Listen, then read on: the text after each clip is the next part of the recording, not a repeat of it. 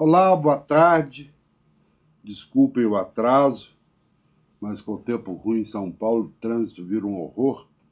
Então nós tivemos um pequeno contratempo e vamos encurtar um pouco a nossa entrevista de hoje. A primeira coisa que eu queria dizer antes de começar a entrevista é dizer que hoje não vamos ter o Jornal do Fim da Tarde, porque eu daqui a pouco vou para Belo Horizonte para tentar uma entrevista com o governador Fernando Pimentel,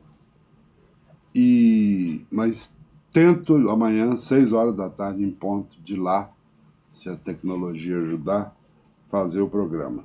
E também não podia deixar de saudar aqui, ao vivo e a cores, a vinda para o nocaute de dois cracaços, que são o Alberto Vilas e o Altamiro Borges, lá do Barão de Tararé, que passam a ser colaboradores regulares do nocaute. Quem está conosco hoje é Emídio de Souza, um capial de Inúbia que foi civilizado em Osasco, onde fez carreira, advogado. Cresci em Marília, viu? Ah, passou por Marília no caminho? Nasci em Inúbia, mas cresci em Marília. E foi para Osasco e por lá ficou. Tinha 13 anos quando eu cheguei 13 anos. Em Osasco, é. Então, na verdade, a minha vida é Osasco. É Osasco. E lá em Osasco, o Emídio foi vereador um monte de vezes, foi prefeito um monte de vezes. E uma coisa curiosa, que ele, em 2 vitórias dele como prefeito, ele derrotou os 2 grandes manda-chuvas dos votos lá, que eram o Celso Gílio e o Chico Rossi. Celso Gílio eu conheci superficialmente na Assembleia, mas o Chico Rossi eu conheci mais de perto por causa do PMDB e tal. Depois desses mandatos parlamentares, o Emídio foi durante 4 anos presidente do partido, do PT, no estado de São Paulo, e atualmente é membro da direção nacional do partido e agora, nos últimos dias, membro da comissão que está aí tocando a campanha presidencial do partido. Tem uma passagem curiosa, o Emídio foi deputado estadual também, e tem uma passagem curiosa que ele fez uma denúncia gravíssima naquela época, que parecia um negócio meio descabelado e tal, de que estava havendo superfaturamento, sacanagem na obra do Rodoanel, que está aparecendo agora de novo. Eu vi, Emídio não sabe disso, eu vi aquele negócio, peguei o material, fui participar de um debate na televisão com o Alckmin e soltei o Rodoanel na cara dele. Ele me processou por injúria, calúnia e difamação e perdeu em todas as instâncias. Todas elas, por sua causa. Ainda bem que eu fui absolvido. E olha que isso foi em 2001, hein? 2001, nós estamos em 2018. Foi o início da construção da obra do Rodoanel.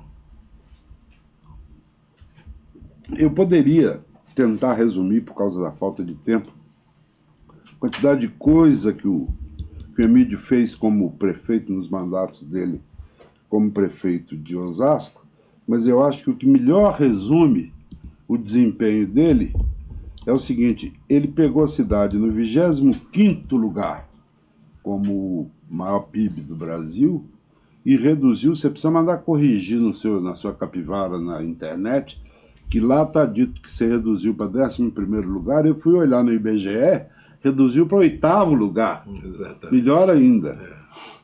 E é Osasco, né? É uma cidade de 700 mil habitantes. Eu não sabia que é o 2º maior PIB do estado de São Paulo, mais que Campinas. Muito forte. Osasco é uma economia muito forte, né? Também no setor financeiro e no setor de serviços, né? Grandes empresas da área de venda pela internet, essas empresas estão muito localizadas lá.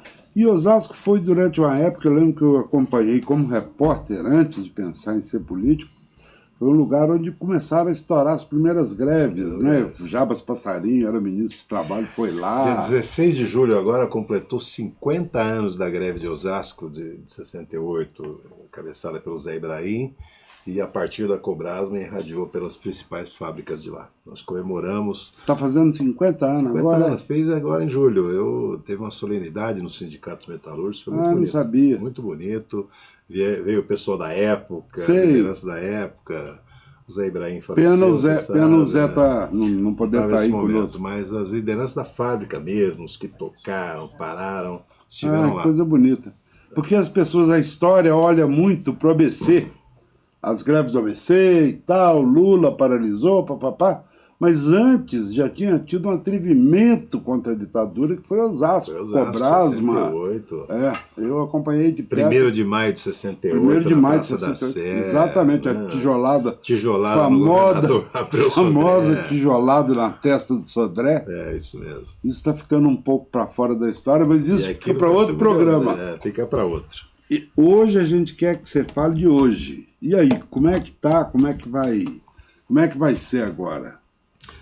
Olha, Fernando, nós fizemos agora um movimento importante que foi, nesse fim de semana, a definição da candidatura a vice, o acordo com o PCdoB, a retirada da Manuela Dávila, né, o compromisso de mais para frente ela assumir a candidatura a vice-presidente.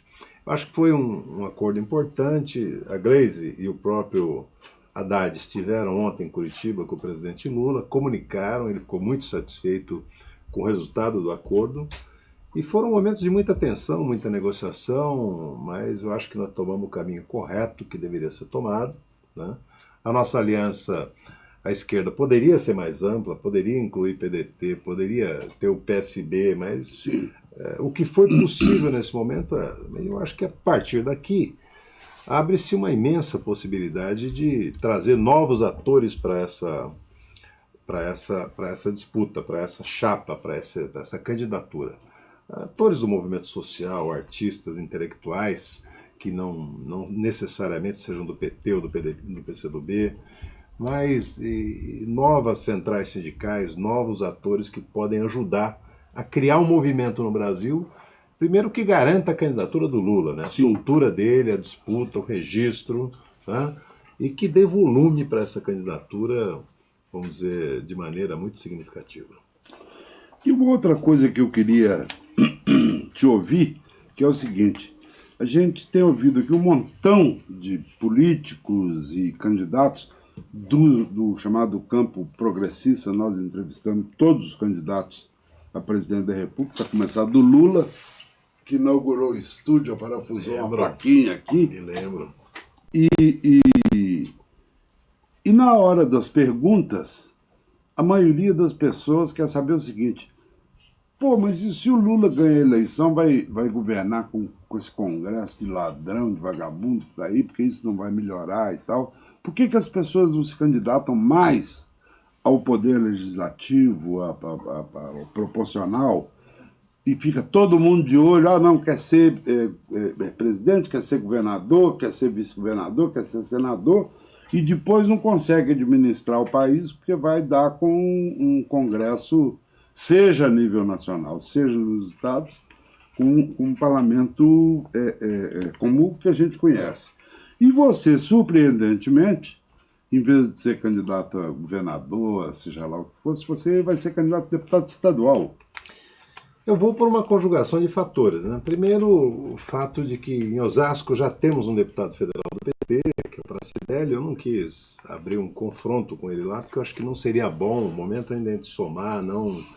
E nós temos um deputado estadual, que é o Marcos Martins, que desistiu da candidatura. Então, somado a esses dois fatores, tem o fator de que a minha função atual no PT, secretário nacional de Finanças, ela exige muito de mim dentro da estrutura partidária. Então, eu achei que isso casa mais com o mandato de deputado estadual, mais presente.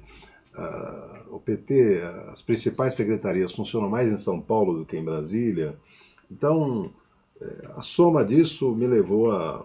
Eu acho também, assim, uma ideia de valorizar a Assembleia, né? A Assembleia Legislativa de São Paulo é preciso ter um papel mais ativo, sabe? E às vezes, a partir de um mandato, você consegue articular situações importantes. Nós dois, em momentos diferentes, pudemos viver isso lá. Pudemos. E funcionou, e valeu a pena. Né? Um mandato que vale a pena. Né? Então, Não essas as razões, mas nós temos muito claro no PT que o mais importante nessa eleição é eleger uma grande bancada federal. Grande, numerosa e comprometida, né? Acho que é uma eleição onde os campos estão muito definidos. Sabe? Quem adotou, apoiou o golpe contra Dilma, quem apoiou as medidas que o Temer adotou, que está desmanchando a economia brasileira, acabando com os direitos, uma ameaça clara sobre a aposentadoria. Eles só não votaram a reforma da Previdência, Fernando, porque você sabe que os próprios deputados se recusaram a votar em março ou abril por causa da proximidade com as eleições. Mas no o calendário deles já está previsto a votação logo após as eleições. Então, acho que os campos estão bem definidos e eu acho que os nossos candidatos devem ter isso muito claro. Não é momento de passar a mão na cabeça de ninguém e falar o seguinte: eu vou ser eleito para defender isso. É isso que eu queria saber de você. E o eleitor não pode votar nesse porque esse vai defender isso contra você. Pois é isso também que eu queria saber de você. Como é que se faz legalmente? Porque uma coisa é você propor como horizonte, como utopia, uma transformação para a gente poder tentar reverter o desastre provocado pelo golpe. Vou falar de poucas coisas, falar de pré-sal, falar de congelamento de gastos sociais, falar de legislação trabalhista, falar de venda de Embraer. Falar de 4 coisas simbólicas. Muito disso, o presidente da República, seja ele quem for, não pode reverter num canetaço. O que o PT pretende, ganhando a eleição, fazer para efetivamente trazer de volta, como diz o Requião, com aquele bom humor dele, trazer de volta esse material roubado que foi vendido para as estrangeiras? Veja bem, o presidente Lula tem dito isso mesmo antes da sua prisão ilegal. Ele tem dito que é importante a gente convocar referendo revogatório sobre essas medidas, tanto a PEC do teto, quanto a mudança no marco regulatório do petróleo, legislação trabalhista, tudo isso. Por quê? Porque o referendo revogatório é a voz do povo. Eu quero ver um referendo que dê 90%, 80%, 80%, 90% para manter as reservas do pré-sal sob controle brasileiro. Quero ver qual é o Congresso que segura isso. Sim. Também quero ver quando a sociedade opinar sobre reforma da Previdência ou sobre reformas, sobre o desmonte da legislação trabalhista, o que vai se dizer sobre isso? Essa PEC do teto, ela é um escândalo. Ela é um escândalo, é feita para desmanchar e impedir qualquer avanço nas conquistas sociais. Veja bem, ao você congelar os gastos com saúde, educação, habitação, assistência social por 20 anos, você está impedindo que municípios, estados, União ampliem os gastos, que é o que precisa. O Brasil precisa de mais investimento em educação, mais em saúde. Então nós achamos assim, a forma de remediar uma eventual minoria no Congresso é participação popular ativa, presente, constante, entendeu?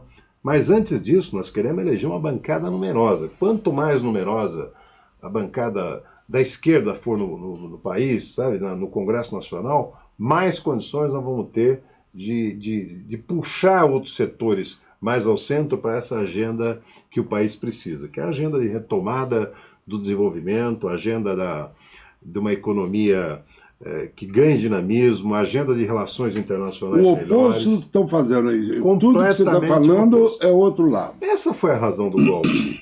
A razão do golpe não foi pedalada, como a razão da prisão do Lula não foi apartamento. A razão de ambas as coisas é evitar, a elite querendo evitar, o poder econômico, a mídia tentando evitar que o país prossiga no caminho de agregar direitos, de ampliar o mercado, dividir renda, diminuir a pobreza, diminuir o gasto de educação. Experiências que a gente já viveu. Começamos a decolar. A direita, a elite, nem no Brasil nem no mundo, ela muda. A agenda dela é uma só, é o Macri na Argentina, sabe? É o Trump nos Estados Unidos, é o Temer aqui, né? A elite, o Temer, apesar de ser um presidente fraquíssimo, né, sem autoridade nenhuma, a verdade é que, ainda assim, a elite brasileira, o Congresso, o PSDB, o DEM, PTB, todo esse pessoal que agora está em torno do Alckmin, todo esse pessoal trabalha apoiando o Temer nas reformas, porque é isso que interessa para eles. Agora, você acha que existe possibilidade, existe algum risco de fragmentação do setor progressista e isso, de alguma maneira, beneficiar os inimigos da gente? Porque nós corremos um risco miserável, que é o seguinte: se esse povo ganha a eleição, a partir do ano que vem, não só eles consolidam o estrago, como deixam de ser golpistas. Terão sido eleitos e tal. Como é que você lida com esse risco, que eu acho que é remoto? É remoto, mas nós temos que ser vigilantes, entendeu? Nós precisamos criar condições para manter o campo progressista unificado, né? O PDT pode cumprir um papel importante nisso, muito embora exista a candidatura do Ciro Gomes, que nós respeitamos.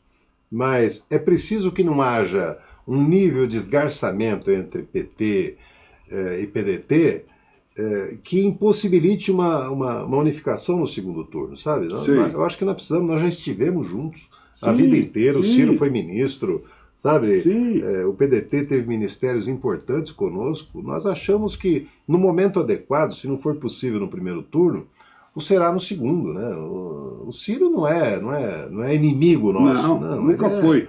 Ele pode ter diferenças conosco, mas ele é porta-voz também. E muitas vezes diferenças mais formais do que de conteúdo.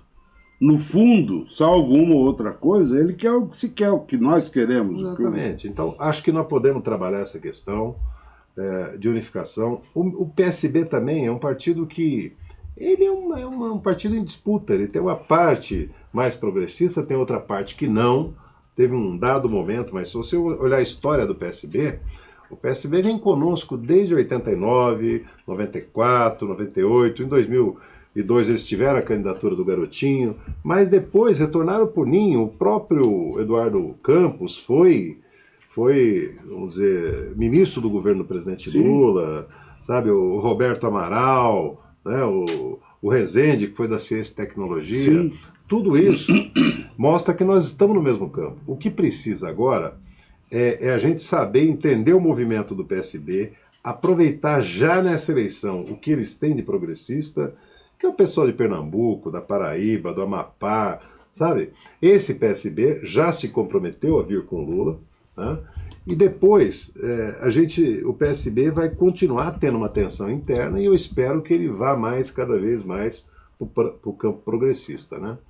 Eu acho que esse movimento que aconteceu desde 2014 com o PSB, de trazer gente mais à direita, ruralistas e tal, é um movimento que nesse momento está estancado e vários foram expulsos, inclusive, e eu acho que está preparado o campo para a gente, está aberto o campo para a gente fazer, para ter um novo campo democrático no país. Uma aproximação. Exatamente, E tem figuras novas. A Manuela, por exemplo... Sim.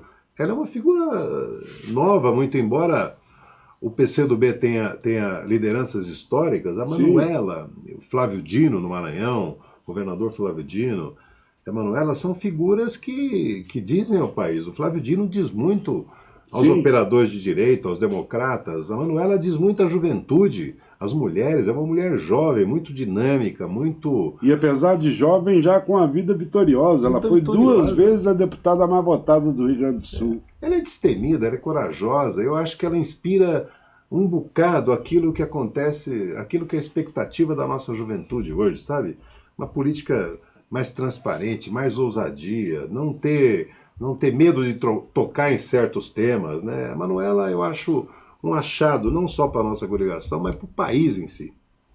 E é bom estimular, né, aquilo que o Lula falou no dia da prisão dele lá, quando ele abraçou o Boulos e a Manu, que ele falou, deu para perceber que era algo sincero, que não era só emoção da partida, que um pouco o Brasil estava começando a passar para a mão dessa geração, né? Esse povo que está chegando aí. O Boulos, que o Guilherme Boulos, ele é também sabe, ele traz um ar fresco para essa esquerda, que precisa repensar, sabe? Ele também tira o PSOL um pouco sabe, do isolamento que ele vivia. Ele dialoga muito com as demais forças políticas, as centrais sindicais. Ele também tem muito a dizer à juventude brasileira. Eu acho que é importante ter figuras novas assim. Agora você, como o tempo da gente já está começando a ficar no talo, senão a gente perde o avião, porque além de eu ter que pegar avião para ir para Belo Horizonte, eu descobri que eu tenho que ir para Brasília daqui a pouco. Tem uma reunião da Executiva Nacional amanhã. Então a gente vai tentar resumir. Eu queria te pedir que o que em geral a gente pede para as pessoas que vêm aqui é o seguinte: o que faz a pessoa que está te vendo aqui para contribuir? O sujeito que não é sindicalista, que não tem associação de classe, não é ativista social, o que ele faz para impedir o que está acontecendo no Brasil e para tentar recuperar o que nós perdemos até agora? Se você tivesse que falar com um filho adolescente, com a filha adolescente, sobre o que fazer agora, que caminho tomar, o que você diria? Eu diria o seguinte: nem todo mundo que milita, que quer participar hoje, participa através de sindicato, através de partido político. Muita gente milita muito, embora eu acho que isso é muito saudável e todo mundo deveria ter o seu partido, a sua organização. Na verdade é que hoje tem muita gente que milita de maneira quase autônoma, ou em pequenos grupos, de maneira virtual, sabe? Mas tem círculos que ele debate, ele conversa. O que nós pedimos é que as pessoas sejam muito ativas agora, tanto na rede quanto nos seus círculos, onde ele vive, na universidade, sabe, no trabalho, na família. Nós precisamos, acho que chegou a hora da onça beber água. Eu acho, Fernando, que essa eleição me lembra um bocado a eleição de 1974 no Brasil. Você estava em plena ditadura militar. A ditadura ganhando. O povo sem organização, as organizações sociais proibidas de se manifestar, o povo sentindo que não dava mais para viver naquela ditadura, mas não tinha força, não tinha manifestação, não tinha... E o único canal que existia naquela época era a eleição. Teve uma eleição parlamentar em 74, você se lembra bem, e naquela eleição o partido de oposição na época, que na época era o antigo MDB, ele teve uma vitória esmagadora nas urnas. De 23 senadores, ele elegeu 16. Pois é. E fez com que o Geisel, o Geisel editasse 3 anos depois, por falta de condições de aprovar medidas no Senado, aprovasse o pacote de Abril, criasse a figura do senador biônico. Então, o que eu estou achando? As pessoas agora, eu tenho a impressão que está fermentando na sociedade uma ideia de dar resposta nas urnas a tamanho absurdo que está acontecendo no país. A parcialidade da justiça, ao desmonte dos programas sociais, a era Temer completamente desastrosa, uma economia que não anda, a pobreza que aumenta, sabe? Tudo isso, ele pode ter uma resposta muito significativa nas urnas. E o cidadão pode contribuir, pode e deve. Não espere que chegue uma ordem do candidato ou do partido político, sabe? É hora das pessoas que acreditam na democracia se jogarem de corpo e alma, sabe? Defender. E nós achamos que essa chapa, nesse momento Lula e Haddad, é uma chapa que pode fazer a diferença. Nós vamos fazer um esforço tremendo para fazer um grande ato em Brasília no próximo dia 15, para que os ministros do TSE saibam que ali não é a vontade de um homem que quer ser presidente da República. Ali é a vontade de um povo, sabe, que quer que esse homem seja presidente da República, quer que o Lula lidere esse país. Está claro em todas as pesquisas. Sabe o que ele significa, né? Quer tirá-lo da cadeia porque a prisão dele foi feita de maneira ilegal, sem qualquer prova, né? E acho que nós vamos estar lá e depois vamos fazer uma agenda de percorrer o país.